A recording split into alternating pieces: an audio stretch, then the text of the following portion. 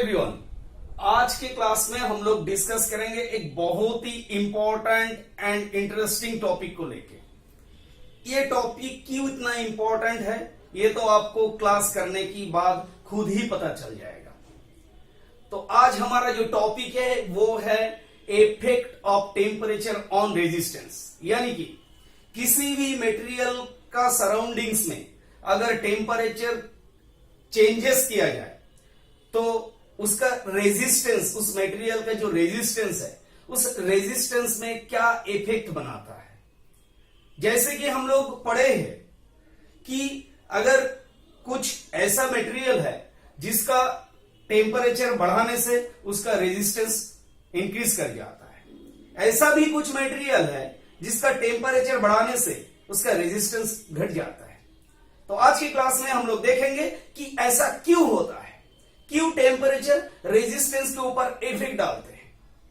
जैसे कि हम लोग सब जानते हैं कि रेजिस्टेंस का जो फॉर्मूला है वो है R equals to rho L by A.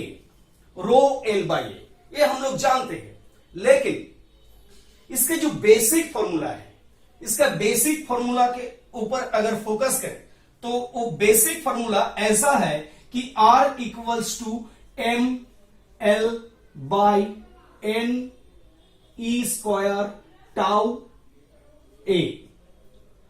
Resistance equals to M L by N E square tau A. ये रेजिस्टेंस का बेसिक फॉर्मूला होता है। अभी मैं चलिए ये जो M L N E square tau and A इसके साथ इंट्रोड्यूस कराता हूं कि ये क्या है, ये सभी सब कैरेक्टर है क्या। एम जो होता है वो किसी मटेरियल का जो इलेक्ट्रॉन, मैंने फ्री इलेक्ट्रॉन के बारे में आपको बोला था, बेसिक इलेक्ट्रिकल्स का जो फर्स्ट क्लास था उसमें बोला था। ये एम होता है ये जो कंडक्टर में जो फ्री इलेक्ट्रॉन रहता है, कंडक्टर यानी किसी भी मटेरियल हो उसमें जो फ्री इलेक्ट्रॉन रहता है उस फ्री इलेक्ट्रॉन का मास है, यानी कि M mass of electron. M equals to mass of electron, किसी भी मटेरियल हो सकता है, मास ऑफ इलेक्ट्रॉन। और ये जो एल है ये मटेरियल का लेंथ है। L equals to length of material, length of material. And N होता है number of free electron, only free electron, number of free electron on that material। और E जो होता है, E यानी कि charge of electron, charge of electron. और ये जो टाउ है ये नया है, ये इसके साथ हम लोग उतना भी परिचित नहीं है, तो मैं बता देता हूं। टाउ जो होता है ये टाउ है एवरेज रिलैक्सेशन टाइम। मैं बताता हूं क्या होता है एवरेज रिलैक्सेशन टाइम। ए जो है area of material, area of material. अभी चलिए रेजिस्टेंस इक्वल्स टू, अगर रो एल बाई ए है, रो एल बाई ए है और ये एल बाई ए को अगर आप साइड कर दोगे तो ये बन जाएगा रो, ये बन जाएगा रो। यानी कि रो का जो फॉर्मूला होता है rho equals to M by N E square tau, N E square tau, ये रो का फॉर्मूला है। तो अभी चलिए ये सभी के सब मटेरियल का खुद का कैरेक्टर है, क्योंकि ये अगर चेंज हो जाएगा तो मटेरियल का प्रॉपर्टी चेंज हो जाएगा, मटेरियल का रेजिस्टेंस चेंज हो जाएगा। अगर लेंथ बढ़ेगा तो रेजिस्टेंस बढ़ेगा, अगर लेंथ घटेगा तो रेजिस्टेंस घटेगा, एरिया अगर बढ़ जाएगा तो रेजिस्टेंस डिक्रीज हो जाएगा। ये तो हम लोग सब जानते हैं। लेकिन अगर इसमें से कोई प्रॉपर्टी अगर चेंज हो जाएगा, क्योंकि rho equals to M by N E square tau, अगर इसमें से कोई प्रॉपर्टी अगर चेंज हो जाएगा तो ये रो चेंज हो जाएगा। जैसे कि हम लोग जानते हैं कि किसी भी मटेरियल का जो रेजिस्टिविटी है, यानी कि रो रेजिस्टिविटी है और स्पेसिफिक रेजिस्टेंस, वो कांस्टेंट रहता है। कांस्टेंट इसीलिए रहता है, अगर इसमें से किसी को भी चेंज हो जाएगा, किसी भी कैरेक्टर का अगर चेंज आ जाएगा तो ये रो चेंज हो जाएगा। तो रो को हम लोग कांस्टेंट मानते। क्यों कांस्टेंट मानते? देखिए एम जो है वो है मास ऑफ इलेक्ट्रॉन। तो मास ऑफ इलेक्ट्रॉन ये तो चेंज हो ही नहीं सकता है, क्योंकि इलेक्ट्रॉन थ्योरी में मैंने पढ़ाया था कि mass of proton, mass of electron ये एक कांस्टेंट मैटर है, तो ये तो चेंज नहीं हो सकता है। अभी n equals to number of free electron होता है। नंबर ऑफ फ्री इलेक्ट्रॉन, अलग अलग मटेरियल में अलग अलग नंबर ऑफ फ्री इलेक्ट्रॉन रहता है। लेकिन अगर कॉपर मान लो तो कॉपर में पर क्यूबिक सेंटीमीटर हो या पर क्यूबिक मीटर हो, उसमें तो number of free electron same ही रहेगा ना। तो ये नंबर ऑफ फ्री इलेक्ट्रॉन भी नॉर्मल स्टेट में कांस्टेंट रहता है। ई हो गया charge of electron, free electron, charge of free electron. तो चार्ज ऑफ फ्री इलेक्ट्रॉन ये कांस्टेंट मैटर, ये भी कांस्टेंट मैटर है, इसको आप किसी भी प्रकार से इसको चेंज नहीं कर सकते। अरे ये जो टाउ है, ये टाउ है एवरेज रिलैक्सेशन टाइम। यानी ये क्या होता है मैं बता देता हूं, ये जानना है क्योंकि टाउ बहुत ही इंपॉर्टेंट फैक्टर है। अगर मान लीजिए ये एक कंडक्टर है, मान लीजिए कि कंडक्टर है, तो इसमें बहुत सारा एटम भी होगा, फ्री इलेक्ट्रॉन भी होगा। तो एटम का जो फ्री इलेक्ट्रॉन है लाइक दिस, अगर इधर से एक फ्री इलेक्ट्रॉन को आप रिमूव कर लोगे बाय द बैटरी टर्मिनल, ये अगर रिमूव कर लोगे तो ये जगह ब्लैंक हो जाएगा। ये जगह ब्लैंक हो जाएगा, मैंने बोला था कि अगर ब्लैंक हो जाएगा तो ये जो एटम है, ये एटम पॉजिटिवली चार्ज बन जाएगा। तो अभी ये इस जगह को फिल अप करने के लिए, इस जगह के साथ कंबाइन होने के लिए नियर बाई जो फ्री इलेक्ट्रॉन होता है वो दौड़ के इधर चला आता है, तो इलेक्ट्रॉन का फ्लो होता है। इसका मतलब अब एकदम बेसिक इलेक्ट्रिकल का फर्स्ट क्लास में जाइए, अगर आपको समझ में नहीं आ रहा है तो उसको पहले देख के आइए। तो इलेक्ट्रॉन दौड़ता है, इलेक्ट्रॉन का जो दौड़ता है तो इलेक्ट्रॉन तो ऐसे दौड़ता है, पहले इसके साथ कंबाइंड होता है, इसके बाद इसके साथ कंबाइंड होता है, इसके बाद इसके साथ कंबाइंड होता है, उसके बाद हो सकता है कि इधर से इधर आ रहा है, इधर से इधर जा रहा है, इधर से इधर आ रहा है, इधर से इधर आ रहा है, ऐसे करके ऐसे ऐसे ऐसे ऐसे ऐसे भी जा सकते हैं। तो ये एक जगह से दूसरा जगह कंबाइंड होने तक जितना टाइम ये ट्रैवल करता है, यानी कि ट्रेवलिंग टाइम, कंबाइंड अगर हो जाएगा तो वो स्टॉप हो जाता है। फिर अगर प्रेशर है तो उसको फिर से खींचता है, तो कंबाइंड अगर हो जाएगा तो स्टॉप हो जाएगा। तो जितना देर तक ये ट्रैवल करेगा, जितना टाइम लगता है, इसको कहता है रिलैक्सेशन टाइम। रिलैक्सेशन टाइम ये एक जगह से इलेक्ट्रॉन को दूसरे जगह कंबाइंड होने तक जितना टाइम लगता है उसको कहता है रिलैक्सेशन टाइम। तो ये रिलैक्सेशन टाइम को हम लोग एवरेज निकाल लेते हैं, क्योंकि इधर से एक टाइम लगा, इधर से इधर आने में एक टाइम लगा, इधर से इधर आने में एक टाइम लगा, तो इसको एवरेज करते हैं, टाइम को एवरेज करके टाउ से रिप्रेजेंट करते हैं। तो टाउ के साथ रेजिस्टिविटी का जो रिलेशन है वो इनवर्सली प्रोपोर्शनल होता है, इनवर्सली प्रोपोर्शनल होता है। यह सवाल जरूर मन में आएगा, क्यों इनवर्सली प्रोपोर्शनल होता है।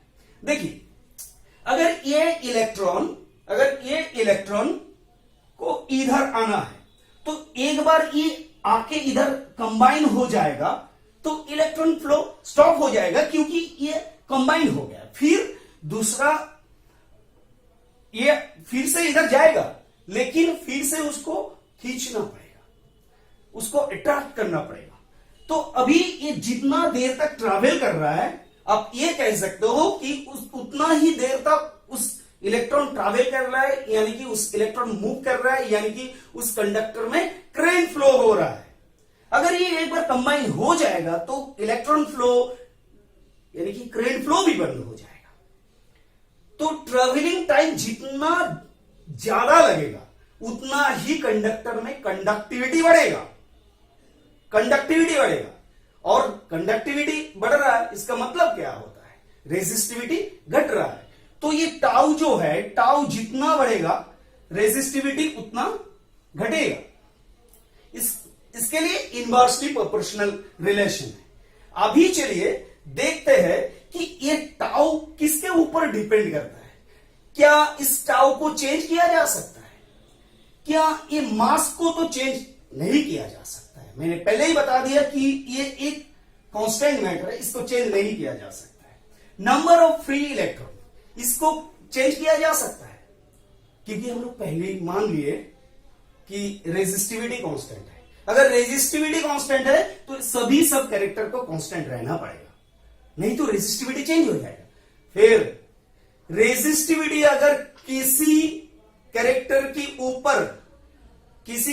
के ऊपर डिपेंड करे तो वो है टेम्परेचर, क्योंकि हम लोग जानते हैं रेजिस्टिविटी कांस्टेंट है। ये भी पढ़े हैं रेजिस्टिविटी चेंज हो जाएगा अगर टेम्परेचर चेंज हो जाएगा। किसी भी मटेरियल हो, चाहे ये कंडक्टर हो और सेमीकंडक्टर हो, इंसुलेटर हो, किसी भी मटेरियल के अक्रॉस अगर आप टेम्परेचर को चेंज करोगे तो उसका रेजिस्टिविटी, जिसको हम लोग कांस्टेंट मानते हैं, वो भी चेंज हो जाता है। कैसे चेंज हो जाता है अभी देखिए। अभी किसी भी अगर मटेरियल का, मान लीजिए एक मटेरियल है, चाहे ये कंडक्टर हो और नॉन कंडक्टर हो, तो इसका अगर टेम्परेचर राइज करोगे तो क्या होगा, फर्स्ट इफेक्ट जो बनेगा, टेम्परेचर राइज करने से फ्री इलेक्ट्रॉन का जो नंबर है वो बढ़ जाता है। फ्री इलेक्ट्रॉन का जो नंबर है वो बढ़ जाता है। तो टेम्परेचर आपने बढ़ाया, रिजल्ट को देखते हैं, रिजल्ट कैसे होता है देखते हैं। तो किसी भी मटेरियल, मान लीजिए कि ये कंडक्टर है, मान लीजिए थोड़ी देर के लिए कि ये कंडक्टर है। अगर ये कंडक्टर है तो इसका टेम्परेचर आपने बढ़ाया, तो टेम्परेचर को इंक्रीज किया, तो इसका जो क्या होगा, मास तो चेंज नहीं हो सकता है। चार्ज ऑन इलेक्ट्रॉन ई जो है ये भी चेंज नहीं होगा, अगर ये भी चेंज नहीं होगा तो ये नंबर ऑफ फ्री इलेक्ट्रॉन का क्या होगा, नंबर ऑफ फ्री इलेक्ट्रॉन बढ़ जाता है, क्योंकि जो इलेक्ट्रॉन फ्री नहीं था उसको भी फ्री होने का एनर्जी मिल जाता है in the form of heat energy. Heat energy मिलने से उसको भी फ्री होने का एनर्जी मिल जाता है। तो वो उसमें से जो इलेक्ट्रॉन फ्री नहीं था उसमें से कुछ इलेक्ट्रॉन फ्री हो जाता है। तो अगर टेम्परेचर बढ़ाओगे तो एन का क्या होगा, एन भी बढ़ेगा।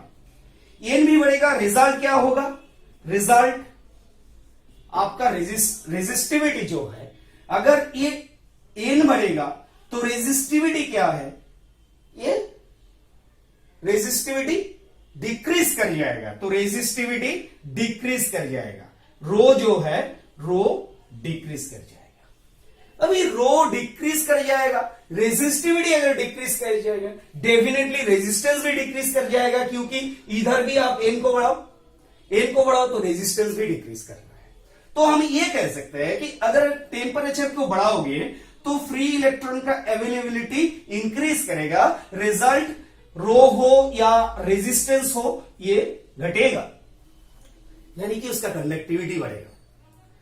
तो कंडक्टर के बारे में बात कर रहा हूं, ये है कंडक्टर के बारे में बात कर रहा हूं।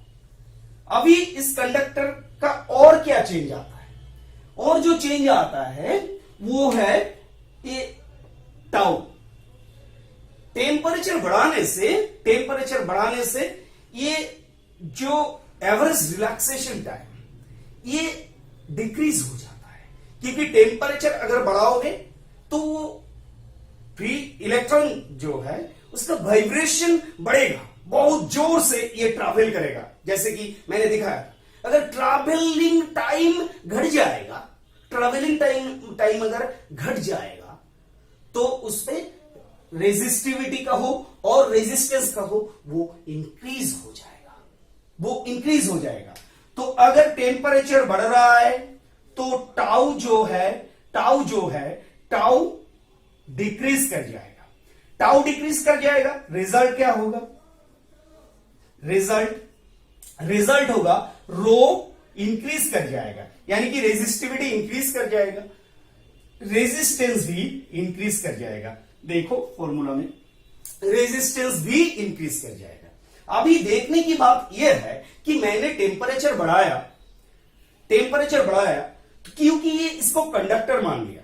अगर कंडक्टर मान लिया तो एक बात तो आप जानते हो कि कंडक्टिंग मटेरियल जो होता है, इस कंडक्टिंग मटेरियल में पार क्यूबिक सेंटीमीटर कहो, पार क्यूबिक मीटर कहो, billions number of free electron रहता है, पहले से ही मौजूद है एट रूम टेम्परेचर।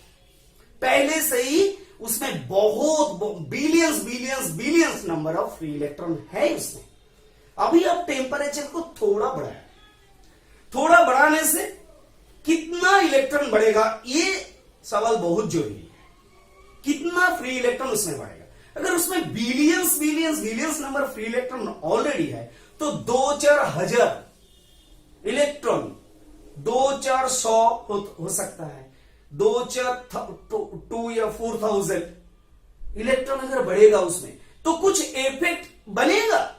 नहीं बनेगा, क्योंकि ये जितना इलेक्ट्रॉन फ्री इलेक्ट्रॉन गेन हो रहा है, पहले जितना इलेक्ट्रॉन था उसके हिसाब से ये एकदम नेग्लिजिबल है, क्योंकि उसमें बहुत billions number of free electron already है। अगर मान लीजिए कि आपके पास एक बकेट है फुल ऑफ वाटर, उसमें आप क्या किए, 2-4 ड्रॉप ऑफ वाटर ऐड किए, डेफिनेटली आपका वाटर का जो वॉल्यूम है वो बढ़ेगा, लेकिन आपको दिखेगा, महसूस होगा? नहीं होगा। ऐसा ही होता है। तो ये टेम्परेचर बढ़ाने से, अगर एक कंडक्टर मान लो, तो टेम्परेचर बढ़ाने से कंडक्टर का जो इलेक्ट्रॉन नंबर बढ़ता है वो डोमिनेट नहीं करता है, क्योंकि ये सिग्निफिकेंट नहीं, क्योंकि इतना नेग्लिजिबल रहता है, पहले जो इलेक्ट्रॉन था उसके हिसाब से इतना नेग्लिजिबल है कि ये जो एन बढ़ने का बात मैं कह रहा हूं, नंबर ऑफ फ्री इलेक्ट्रॉन, वो डोमिनेट नहीं करेगा। और उसके हिसाब से आप जो देख रहे हो कि रेजिस्टिविटी और रेजिस्टेंस घट रहा है, ये असल में डोमिनेटिंग फैक्टर ही नहीं है। अभी चलते हैं, टाउ जो घटता है ये डोमिनेट करता है, सर्किट में। टाउ जो घटता है, यानी कि एवरेज रिलैक्सेशन टाइम अगर घट जाएगा, इसके हिसाब से आप रेजिस्टिविटी बढ़ेगा आपका और रेजिस्टेंस भी बढ़ेगा। ये जो बढ़ने का जो रेशियो है ये ज्यादा होता है, ये डोमिनेट करता है सर्किट में, कंडक्टर में, मटेरियल में डोमिनेटिंग फैक्टर बन जाता है, ये रोल प्लेइंग फैक्टर बन जाता है, और ये रोल प्ले नहीं कर पाता है। इसीलिए जब अब एक कंडक्टिंग मटेरियल, जिसको आप कंडक्टर मानते हो, कंडक्टिंग मटेरियल के अक्रॉस अगर आप टेम्परेचर इंक्रीज करोगे तो उसका एक टाउ घट जाने के कारण उसका resistivity as well as resistance बढ़ जाता है। अगर किसी मटेरियल का टेम्परेचर इंक्रीज करने से उसका अगर रेजिस्टेंस इंक्रीज करता है तो इस मटेरियल को हम लोग positive temperature coefficient of resistance मानते हैं। ये जो टेम्परेचर कोएफिशिएंट ऑफ रेजिस्टेंस, इसके बारे में भी मैं बताऊंगा आज की क्लास में। तो जिसका टेम्परेचर बढ़ने से जिसका रेजिस्टेंस भी बढ़ता है, उसको हम लोग positive temperature coefficient of resistance material मानेंगे। अभी ऐसा बहुत सारा मटेरियल है जिसका टेम्परेचर बढ़ने से रेजिस्टेंस घट जाता है, क्योंकि उसका रेजिस्टिविटी भी घट जाता है। ऐसा क्यों होता है? चलिए सेमीकंडक्टर के साथ चलते हैं। चलिए मान लीजिए कि जर्मेनियम, सिलिकॉन, ये सब सेमीकंडक्टर है। मान लीजिए कि ये एक जर्मेनियम पीस है, जर्मेनियम। तो पहले से आपको मालूम है कि सेमीकंडक्टर में फ्री इलेक्ट्रॉन का जो अवेलेबिलिटी है वो बहुत ही कम होता है, बहुत ही कम होता है। सेमीकंडक्टर में फ्री इलेक्ट्रॉन का अवेलेबिलिटी बहुत ही कम होता है। अभी आप अगर टेम्परेचर को बढ़ाओगे, इंक्रीज करोगे, इंक्रीज करने से क्या होगा? आप सेमीकंडक्टर में टेम्परेचर को इंक्रीज कर रहे हो, तो टेम्परेचर को इंक्रीज कर रहे हो तो आपका एन क्या होगा? डेफिनेटली इंक्रीज करेगा, फ्री इलेक्ट्रॉन डेफिनेटली इंक्रीज करेगा।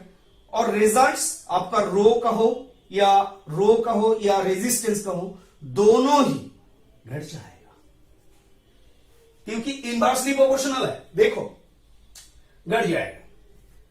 और टेम्परेचर अगर बढ़ाओगे, बाकी का तो कोई परिवर्तन नहीं होगा, एक टाउ और एन को छोड़ के। तो टेम्परेचर बढ़ाने से टाउ को क्या होगा?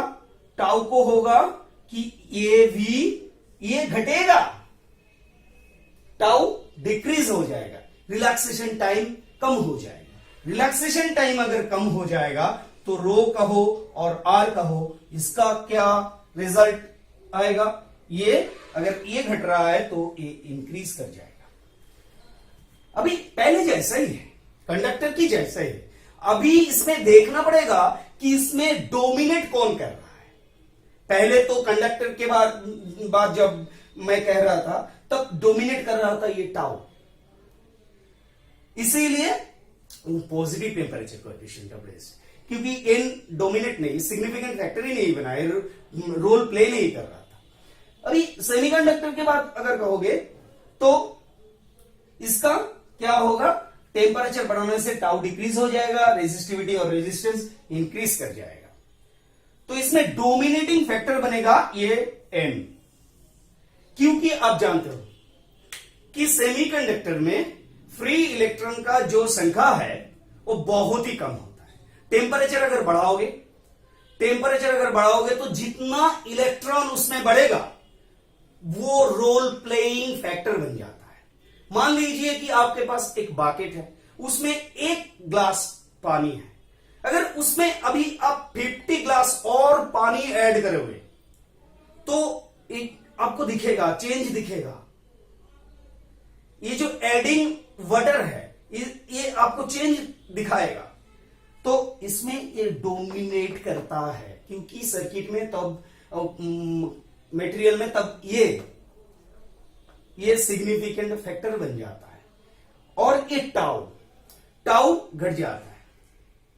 पहले बताया कि इलेक्ट्रॉन संख्या इतना कम है, टाउ घटने से उतना भी, टाउ डिक्रीज होने से उतना भी रेजिस्टिविटी और रेजिस्टेंस को इंक्रीज नहीं कर पाता है, क्योंकि ये तब नेग्लिजिबल हो जाता है। नेग्लिजिबल होने के कारण ये अगर डोमिनेट करेगा तो ये रेजिस्टिविटी और रेजिस्टेंस बढ़ेगा इन केस ऑफ घटेगा in case of semiconductor.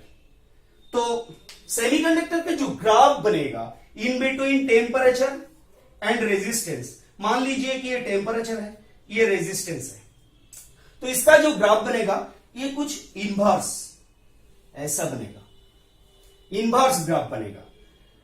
Temperature कम है तो रेजिस्टेंस ये आर है, रेजिस्टेंस ज्यादा है।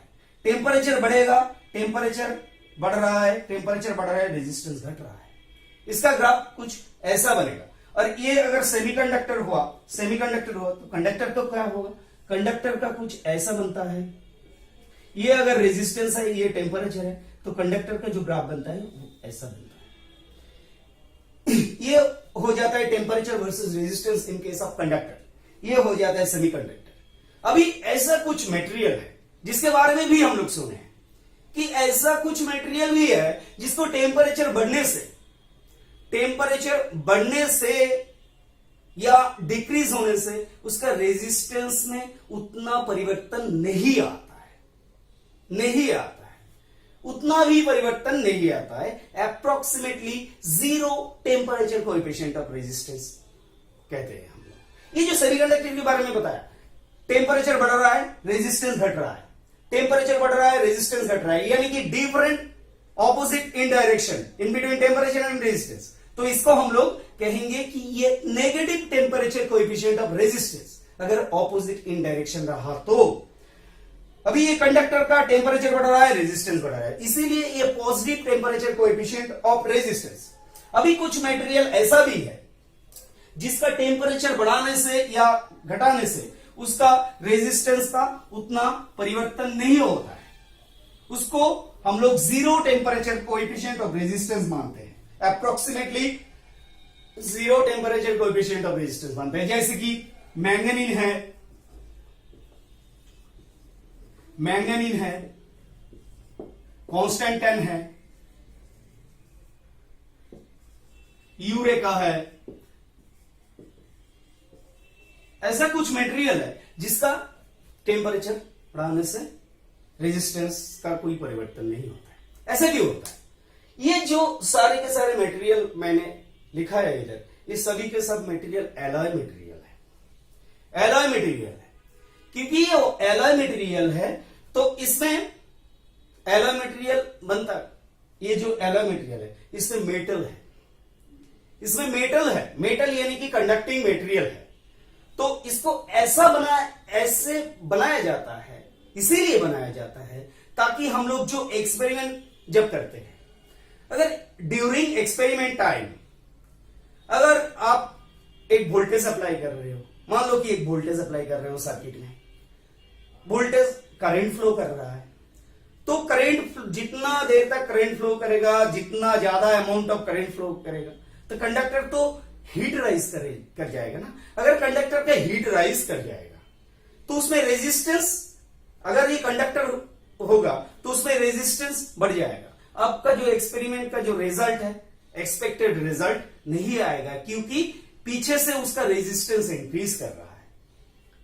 तो हम लोगों को कुछ ऐसा मटेरियल भी चाहिए जिसका टेम्परेचर राइज होने से भी उसका रेजिस्टेंस अप्रोक्सीमेटली कांस्टेंट रहता है। इस मटेरियल को हम लोग बनाते हैं ताकि हमारा एक्सपेरिमेंट बहुत इजी से कर सके।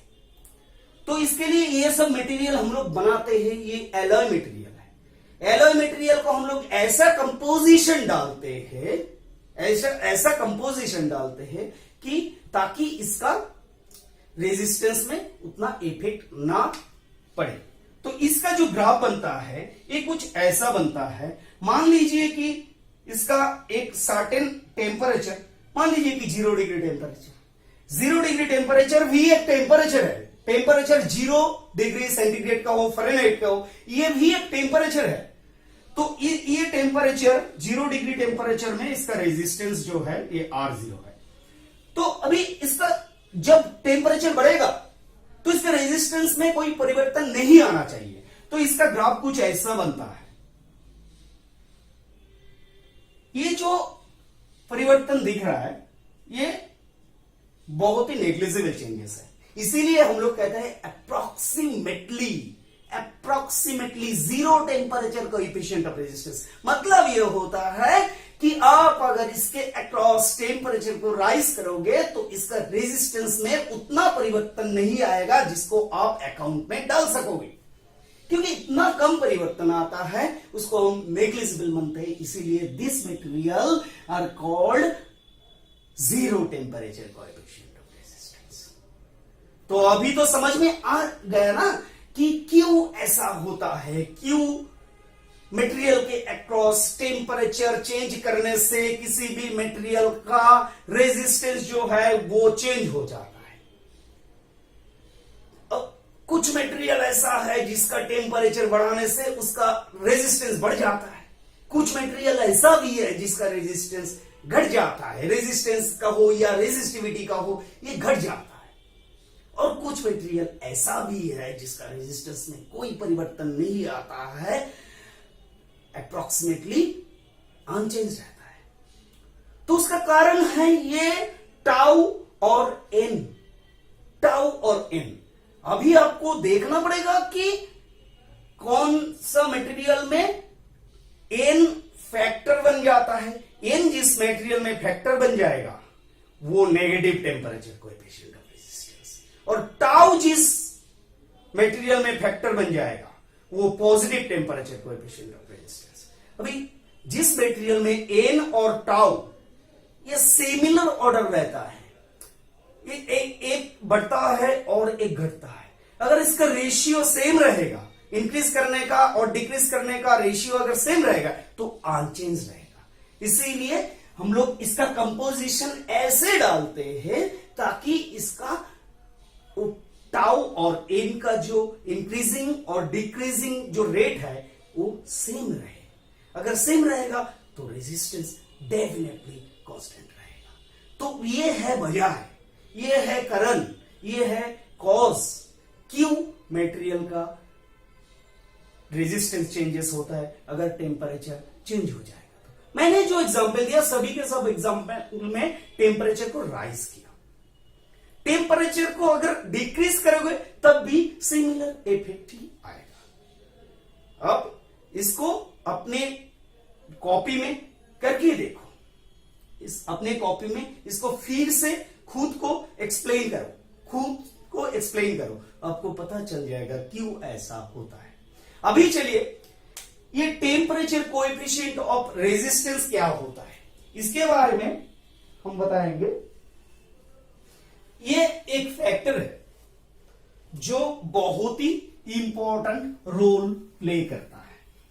बहुत सारा सवाल भी पूछा जाता है टेम्परेचर कोएफिशिएंट ऑफ रेजिस्टेंस के बारे में। अभी मान लीजिए मैं एक कंडक्टर ले रहा हूं, तो ये है, मान लीजिए कि मैं एक कंडक्टर ले रहा हूं, ये है आपका कंडक्टर। इस कंडक्टर का अक्रॉस मान लीजिए कि जीरो टेम्परेचर है। तो जीरो टेम्परेचर पहले ही बताया, जीरो टेम्परेचर भी एक टेम्परेचर है। तो इसका ग्राफ कैसा बनेगा? देखो, ये अगर टेम्परेचर का डायरेक्शन है, ये रेजिस्टेंस का डायरेक्शन है, तो अभी ये 0 डिग्री, T0 डिग्री, तो T0 होने से भी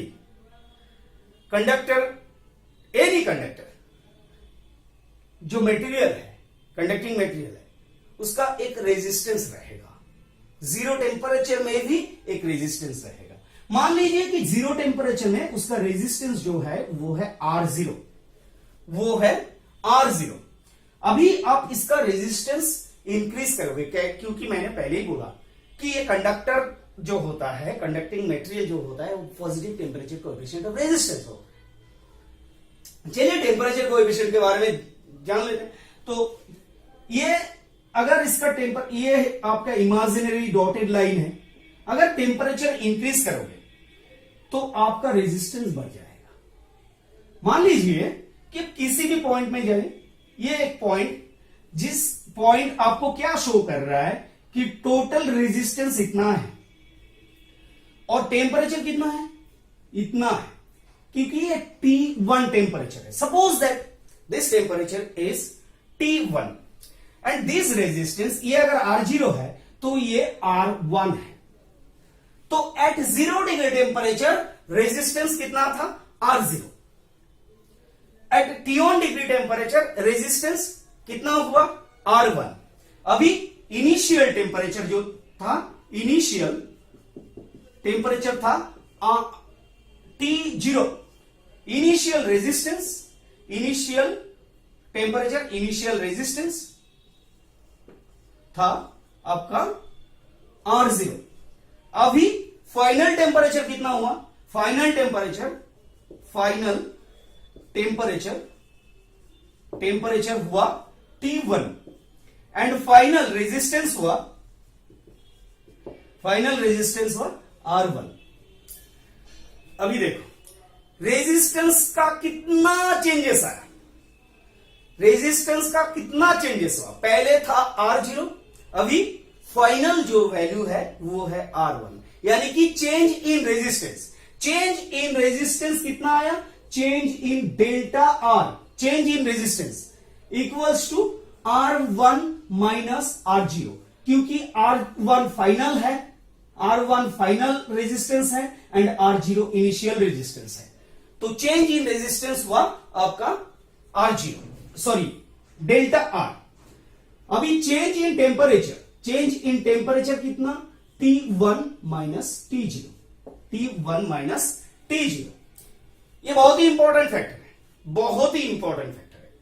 अभी ये तो आप मानोगे कि किसी भी कंडक्टर टेम्परेचर आप जितना इंक्रीज करोगे उसका रेजिस्टेंस उतना ही इंक्रीज करेगा, उतना ही इंक्रीज करेगा।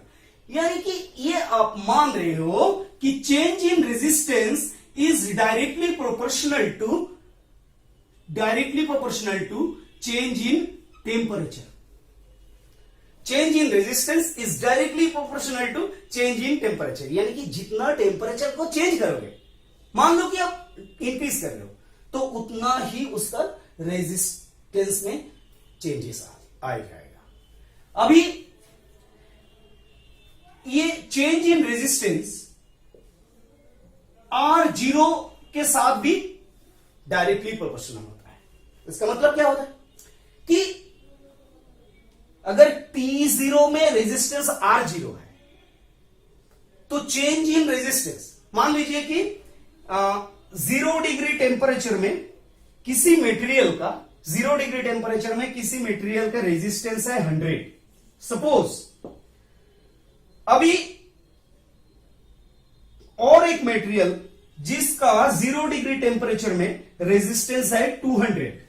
अभी मुझे अब यह बताओ कि अगर इस मटेरियल में 2 डिग्री सेंटीग्रेड अगर इंक्रीज करोगे तो हो सकता है इसका रेजिस्टेंस हो जाएगा 300 ओम।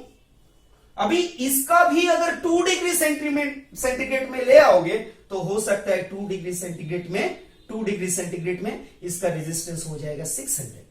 यानी कि ये जो चेंजेस आया, 200 था पहले इनिशियल, अभी 600, 200 था अभी 600, change in resistance 400। Same temperature increase करने से इसका जो चेंजेस आया वो आया 200। तो इनिशियल जो रेजिस्टेंस है, इनिशियल रेजिस्टेंस पे भी डिपेंड करता है चेंज इन रेजिस्टेंस। यानी कि इनिशियल रेजिस्टेंस कितना था, अगर इनिशियल रेजिस्टेंस ही उसका ज्यादा था उसका चेंज भी ज्यादा होगा, अगर इनिशियल रेजिस्टेंस कम था तो उसका चेंज भी कम रहेगा। तो क्या बनता है कि चेंज इन रेजिस्टेंस 2 फैक्टर के ऊपर डिपेंड करता है। एक है कितना टेम्परेचर को चेंज कर रहे हो उसके साथ प्रोपोर्शनल होता है, और दूसरा जो है उसका इनिशियल रेजिस्टेंस कितना था इसके ऊपर भी डिपेंड करता है। अभी इस फॉर्मूला को अब जोड़ दो तो हम ये कह सकते हैं कि change in resistance is directly proportional to R0 into change in temperature, change in temperature. तो अभी delta R proportional to R0 change in temperature की जगह हम क्या लिख सकते हैं? T1 माइनस T0, ये है T1 माइनस T0। तो अभी इस प्रोपोर्शनल साइन को अगर इधर से हटाना है तो एक कांस्टेंट लाना पड़ता है, कांस्टेंट लाना पड़ेगा।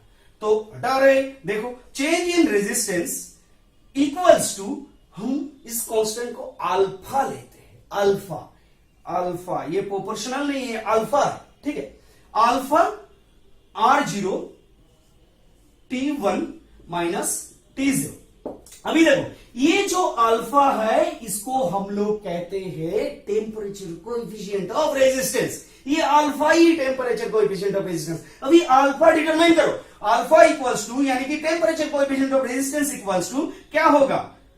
Change in resistance, change in resistance divide by R0 of T1 minus T0। अब इसका डेफिनेशन कैसे बताओगे? अल्फा होता है चेंज इन रेजिस्टेंस पर initial resistance change in resistance पर इनिशियल रेजिस्टेंस पर temperature changes, change in temperature. तो ये हो जाएगा आपका अल्फा। ये अल्फा पॉजिटिव होता है इन केस ऑफ कंडक्टर, ये अल्फा नेगेटिव होता है इन केस ऑफ सेमीकंडक्टर, ये अल्फा चेंजेस नहीं होता है in case of alloy material, जिसको हम लोग बनाते हैं कुछ स्पेशल एक्सपेरिमेंट करने के लिए। तो ये होता है आपका अल्फा, ये टेम्परेचर कोएफिशिएंट ऑफ रेजिस्टेंस होता है। तो अगर ये रेजिस्टेंस का फॉर्मूला है तो रेजिस्टिविटी का क्या फॉर्मूला बनेगा? रेजिस्टिविटी का क्या फॉर्मूला बनेगा? देखो रेजिस्टिविटी का क्या फॉर्मूला बनेगा, तो चलिए देखते हैं। ये जो चेंज इन रेजिस्टेंस आप कह रहे हो, चेंज इन रेजिस्टेंस, इस फॉर्मूला को इधर लिखते हैं, इस इक्वेशन को इधर लिखते हैं। ये जो चेंज इन रेजिस्टेंस है, change in resistance equals to alpha of R0 T1 minus T0। अभी ये तो हो गया चेंज इन रेजिस्टेंस का फॉर्मूला। चेंज इन रेजिस्टिविटी अगर कहोगे तो रेजिस्टेंस इक्वल्स टू की डेल्टा क्या होता है, डेल्टा ऑफ R की जगह आप ये लिख सकते हो कि रो L बाई ए, अभी इक्वल्स टू अल्फा R की जगह rho zero L by alpha zero की जगह rho zero L by A of T1 minus T0। अभी देखो L बाई ए कैंसिल हो रहा है। अभी रो डेल्टा रो यानी कि change in resistivity equals to alpha into rho zero of T1 minus T0। अभी अब अल्फा को डिटरमाइन करो। अभी अल्फा इक्वल्स टू हो जाएगा change in rho by rho zero into T1 minus T0। ये एक इक्वेशन है, ये एक इक्वेशन है अल्फा का। अभी इसको आप ऐसे भी लिख सकते हो कि चेंज इन रो, इसको आप रो 1 माइनस रो जीरो भी लिख सकते हो, divide by rho zero of T1 minus T0। अभी इसको ऐसे भी लिख सकते हो कि alpha equals to change in resistance यानी कि R1 minus R0, R1 final resistance minus R0 initial resistance divide by R0 initial resistance of T1 minus T0, T1 यानी कि फाइनल टेम्परेचर माइनस T0 यानी कि initial temperature. This is the formula, this is the formula, this is the formula and this is the formula also. तो ये हो गया आपका effect of temperature on resistance and temperature coefficient of resistance. इस video को बार बार देखो क्योंकि ये बहुत ही इंपॉर्टेंट, आपको पता चल गया होगा कि किस लिए इतना इंपॉर्टेंट है, क्योंकि हम लोग रेजिस्टेंस के बारे में तो पढ़ते ही है, बार बार पढ़ते हैं कि टेम्परेचर बढ़ाओ रेजिस्टेंस बढ़ जाता है कंडक्टर का, सेमीकंडक्टर का टेम्परेचर बढ़ाओ रेजिस्टेंस घट जाता है। क्यों होता है, क्यों ऐसा है? अगर आपसे पूछा जाए, आप एक इलेक्ट्रिकल इंजीनियर हो, आपसे पूछा जाता है कि क्यों ऐसा होता है, बताओ, कैसे बता पाओगे? इसको एक्सप्लेन कर देना, हो जाएगा। Thank you so much. और कमेंट में बताना मत भूलना। अगर आपका समझ में आएगा तो मेरे को कमेंट करके बताइएगा कि सर मेरे को समझ में आ रहा है। अगर नहीं आ रहा है समझ में तो भी बताना, क्योंकि अगला जो क्लास आएगा उसमें कहीं भी हम इसको दोबारा लेके आएंगे, ऐसे लेके आएंगे, तब सेकेंड टाइम आपका समझ में आ ही जाएगा। अगर समझ में नहीं आया तो एक दो बार देखो ना, दो बार देखने से हो जाएगा मेरे ख्याल से। अगर समझ में आया तो कमेंट में जरूर बताना। Thank you so much, good bye.